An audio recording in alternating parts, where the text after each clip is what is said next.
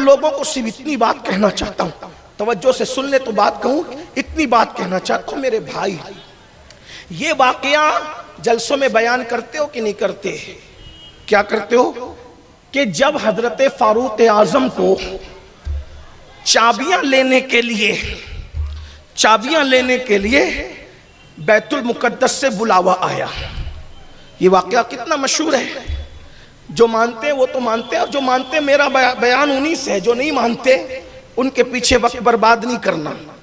لیکن توجہ کریں کہ بلاوا آیا، فاروق اعظم نے طے کیا کہ جو میری اپنی اونٹنی ہے میں اس اونٹنی پر جاؤں گا، اور بہت فوج پھاٹا اور جب دکھاوا تام جھام کچھ بھی نہیں ہوگی، اپنا وہی کپڑا جس کی آستین سے دھاگے لٹکے ہوئے تھے، ایسے پیون لگا ہوا تھا، موزہ بھی پھٹا ہوا تھا، ایک غلام کو کہا تو میرے ساتھ چل، کیونکہ اکیلے سفر کرنا حضور نے منع فرمایا، اور غلام کو کہا کہ ہم چلیں گے اور سواری ایک ہے، جتنی دیر تک میں سواری پہ رہوں گا تو پیدل چلنا، اور جتنی دیر تک تو سواری پہ رہے گا میں پیدل چلوں گا۔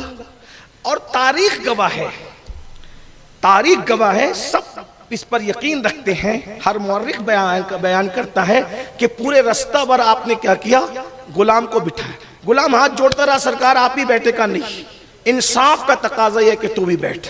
اور پھر واقعے کا اینڈ یہ ہوتا ہے، میں واقعہ نہیں بیان کرنے لگا، آپ سب کو یاد ہے یہ واقعہ، لیکن اس سے نتیجہ کچھ نکالنا ہے، نتیجے کے طور پہ کچھ باہر آنے والا ہے۔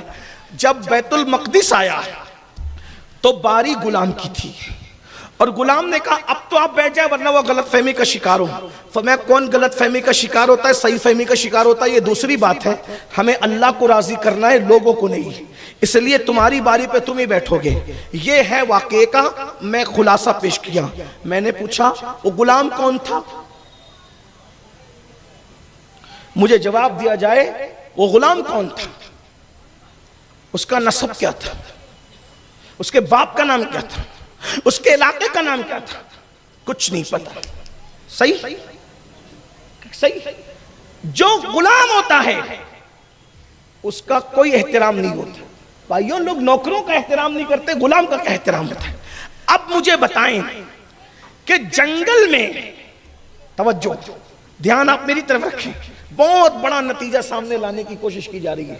جنگل میں اگر رستے پر غلام کو پکڑا دیتے کون پوچھنے والے؟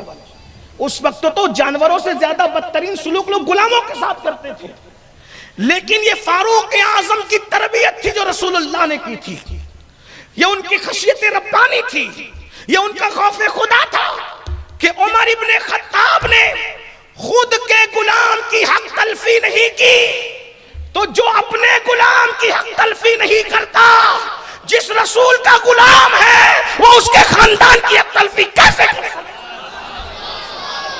جو خود کے غلاموں کے لیے اتنے حساس ہوں، جو رسول کے وہ غلام ہو، جب ان کا خاندان ہوگا تو اس خاندان کے لیے وہ لوگ کتنے حساس ہوں گے، اور کتنے حساس تھے اب اس کو سن لیں۔